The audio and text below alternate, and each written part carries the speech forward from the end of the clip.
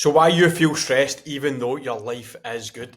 So mate, you might be like I was a couple of years ago where everything on paper looked absolutely brilliant. It's all the stuff you'd ever wanted. So I had a great income. I'd probably hit a point where if I was to look, I was making money that I'd always dreamed about.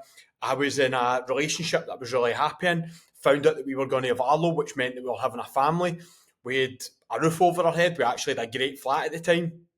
We could go on multiple holidays a year. We were going on multiple holidays a year. And we always had things to look forward to. If you followed us on social media, you'll see that we're always doing stuff. We were always going on weekends away, having trips, doing cool stuff. But something didn't feel right. And I was like, what is going on here? I've got everything that people tell you should ever want, but I constantly feel stressed up my brains. And here's the thing, right? I didn't realise at the time, right? But what I was trying to do was I was trying to sort all the things that were happening at the wrong level. And what I was putting my focus on was things like holidays. I just need another holiday. Routines. So, like, for example, I'd be like, I need to change my morning routine. I need to restructure my days. I need to be more productive. What is a productivity hack that I can bring in and use that will help me? I would be like, right, cool, I need to plan my days better. So I'd be planning my days. I'd be planning, productivity, and routines. They all go in the same thing. They're all a different form of the same thing. I need another fitness goal. I need to get in shape. I need to get in even better shape. I need to run a marathon. I need to do all these things. Do you know what? Maybe it's my job. Maybe I need another business coach. Maybe I just need to change what I'm doing. It was all these things that were just over and over and over and over and over.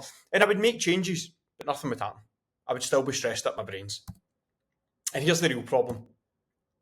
This is what we call the headstrong method. And what I would say to anybody, we've got 6 different levels of change, right? And what people do is people will try and change number 1, 2, and 3 in this. So they'll try and change environment, behaviours, and capabilities. And what happens, right? See if you continually just try and change those 3 things, you'll see short-term progress, but you'll always almost feel like you get dragged back.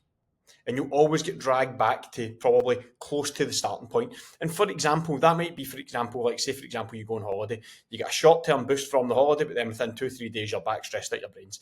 And what really needs to change is what I would call the top half. So the top 3 rungs of this, when it's beliefs and values, identity and purpose.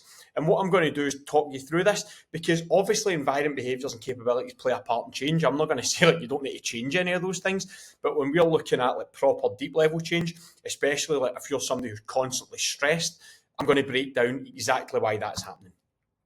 So for environment, right, you'll be trying things like going on holiday. This is me in Argentina. Thought I needed a trip to Argentina to sort my stress levels, but I was actually stressing out my brains the whole time I was there. You try joining a new gym. It might be getting around new people. I need to change my environment. I need to get away from my mates. It might be taking time off, right? But the stress just follows you. And a question I would ask, right, and this is maybe a wee prompt for you to ask, on average, how long does it take after a holiday or something like this, it might be even joining a new gym, for you to get back in the stress just to start to build again? Ask yourself that. Then you'll try things like changing behaviours, which again is brilliant. I always laugh at this picture, right? This is me running a Valencia marathon, and it looks as if I'm literally having a leisurely stroll there. When I was actually gunning it, it just looks as if I'm chilling. And that was near the end, and I was absolutely dying. But you'll try things, see with behaviours, it'll be like, I need to be more disciplined, right? So you'll maybe try things like that. I'm going to have a morning routine. I'm going to maybe do, it might be a fitness challenge. I need to put more focus in the gym. That'll sort my stress levels. It might be planning your week, right? So you'll start to attack behaviours. And the question I would ask, again, this could be another wee journaling prompt for you. See, over the last 6 to 12 months, how many times have you started something thinking that it's going to be the thing that helps you switch off, but it just hasn't lasted? So you maybe get that wee short-term boost, but again, you just go back and then you start trying to do the same things over and over again. And then you've got capabilities, right? So this is where you start to think, it's information I need. I need more information to be able to switch off. If I get more information, I won't be stressed. So this is when you start to go for, it's like books, podcasts. It might even be like, do you know what? I need a new business mentor. That's what I done. I was cycling through business mentors because I thought that's what I need, new business mentor or a new course. That might be it. But if I was to ask you deep down, right, do you know what you need to do, but you just struggle to consistently do it? That is a great indicator. There is something more at play. Because these 3, right, These three levels, right, they attack change at the surface level. And see, when you're only attacking change from a surface level perspective, right, you will always feel stressed. Because what happens, right, is you will just feel like you're adding more to your plate all the time. That is all that will happen.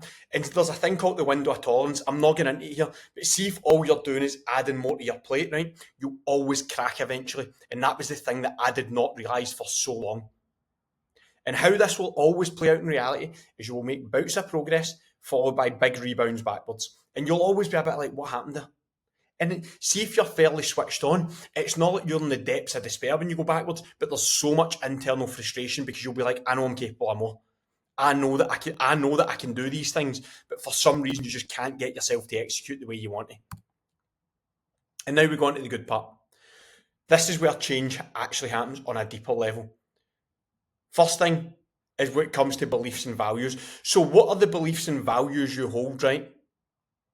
Because see, the thing, right? See, with beliefs, right? If we go for beliefs, we can have really positive beliefs, right? And we can have really negative beliefs that hold us back. So for example, right, I would say that one of mine that was a positive that turned into a negative is that success requires sacrifice, because it did.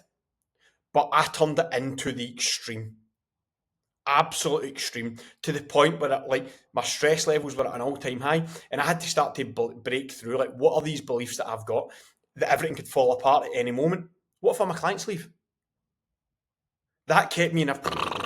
I was in a tailspin all the time. I couldn't stop. It's just go, go, go, go, go. Relaxing's lazy. I always need to be doing something. I always need to be busy. I don't like time off. All these things, right?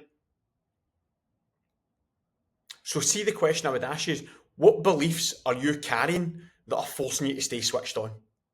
Because I will guarantee you, if you start to really delve into this, right, there will be things, you will have really strong beliefs, right, that are causing you to keep working. I will guarantee it. Everybody has these. Anybody I know that is living in a constant state of permanent stress has a lot of really, what I would call it, kind of shitty or negative beliefs, which are causing them so much chaos.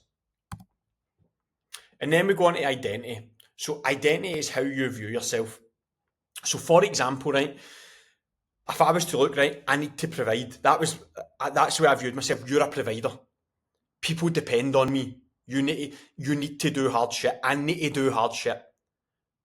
My value, everything I done, right, was based around achievement. So see, if I was to ask you this, right, see, if I was to pull away all your achievements, who would you be? I remember somebody asked me that and I was like, I had no idea what to say. Because everything I done, right, was wrapped up in work, because I need to provide, I need to provide. So if I didn't feel like I was providing, and the funny thing is, right, I looked at it as providing financially. And when I look here, right, see, that's obviously my son, right? What I was doing, I could provide money, right? But I could not provide presence. I couldn't provide, like, being there emotionally, being there mentally. I was in another planet all the time.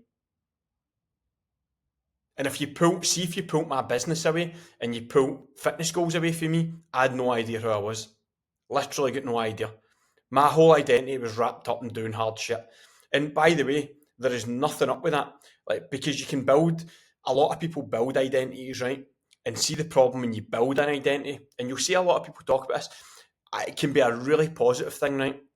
But see, when you get so wrapped up that you lose yourself, that is why everything starts to feel so stressful, because I couldn't stop. I had to have big fitness goals. I had to have big business goals. And by the way, I still have goals in relation to these things, but it's completely different now, because my whole identity is not wrapped up in these things. And this is where so many people struggle, because every part of your identity comes for achievement. And see, when it comes for achievement, right, you literally, you can't slow down. And then we get purpose, right? So purpose, right? Say for example, right, I would say most guys I speak to will say, my purpose is to create a great life for my family. Amazing. That's mine. That's the way I look at it. My purpose is to create a great life for my family. However, I would overwork because I couldn't stop. And I'm lucky I got this in the early days when Arlo was born. Constantly snapping at Shannon. all the time. On her case, or like if she ever said it, like always snapping. I was mentally absent, right? I'm lucky that I caught this so young, like in Arlo's life. He was that young that he wouldn't have a clue. But I remember sitting on the couch and I could not stay switched on. I couldn't. I was like, oh my god, I cannot stay switched on, and I couldn't switch off. These everything ties in. And here's the thing, right? See if your purpose is to create a great family life. Are you achieving the thing that you're sacrificing everything for? Think about that. Like, think about that for a second. Because this is the thing, right? See if you are constantly, like, if I look, right, my purpose, and it genuinely is to provide the best life for my family. And what I realised and what I had to realise was, for me, right, that meant being able to show up physically, mentally, emotionally, in every way. Because there's no point. See those four things that I wrote there. If that's what I'm like for my family, I'm not achieving the goal that I set out. But I couldn't stop because everything, my whole identity, was tied up in achievement. For example, the way I viewed myself, and I had all these beliefs, all these ways that I had looked at myself because of like so many different factors. But it just meant that I couldn't stop. And here's the thing, right? As a guy, right, this will look impressive to the outside. Because see if you see a guy achieving, right? For example, for me, right, I'd built multiple businesses, I'd been smashing big fitness goal, big fitness goal. It looks fucking good because guys are all about do hard shit, do hard shit. But see if behind the scenes, right? And here's the thing, right?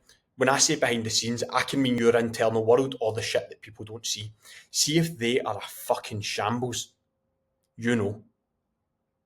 And you're a switched on guy. You're not a daft guy. Like, you wouldn't be able to follow along with this video if you were daft. You know that something isn't right. And here's the thing, right? Most ambitious guys that I know, right? Guys with a bit of drive, they're trying to solve an identity problem with a behaviour solution because they're very logical. And if you watched my last, I done a free video last week about, what did I do it on? I was talking about this, I can't actually remember what it was, but I was basically talking about the difference with guys being very logical and emotional. I can't even remember what the download was called.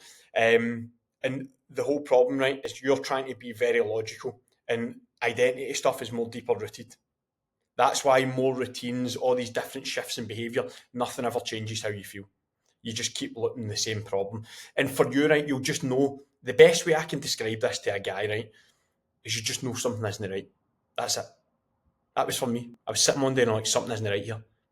Wasn't in a hole, my life wasn't a mess. It was pretty decent, but I was like, something is not right. And here's the thing, right? See with this, right? The goal is not to dampen down your ambition. If somebody said that to me, I'd be like, fuck off. The goal is being able to switch off and enjoy the life that you've actually worked so hard to build. That was the biggest thing for me. Because what is the point, right? Seeing creating this life that we looked at in the first page, what is the point in having that if you're never present enough to enjoy it? See if stress is just constantly running in the background because you cannot switch off because you've got all these beliefs. It's the way that you view yourself, and your beliefs will shape your identity. Everything shapes the rest. See these top three rungs, and what we're looking at doing is see as we get higher up the rung, we're building onto each one, and see when we actually build it the proper way, you'll be present enough to actually enjoy your life. And mate, see if you'd help, right, to actually figure out what's the belief, what are the blockers that are holding you back? Because I do understand, right, this stuff can actually be really hard to figure out on your own. That's one of the things I understand. Some people can watch these things and they get an idea, but they're like, I don't really know. If you want to have a chat about it, just DM me the word headstrong, and I'm genuinely happy if I call you and help. And don't worry, I won't try and sell you. I know this is a big thing that people tell you these on the sales calls, and then they're like, do you want to sign up to my programme? It's not my style. If you want to come into the programme, you're more than welcome.